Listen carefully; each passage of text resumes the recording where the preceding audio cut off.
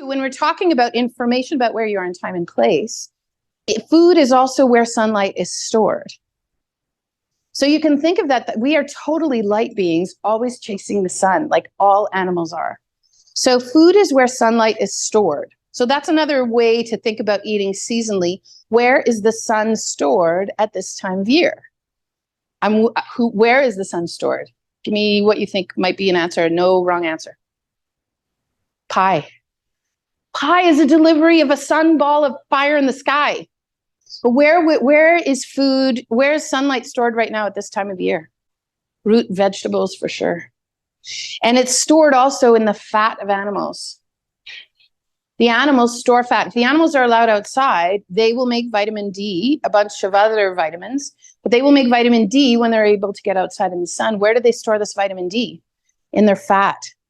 So when you eat lard has 1 tablespoon of lard has as much vitamin D3 as the dropper of vitamin D3 you take. And it's easier for you to absorb.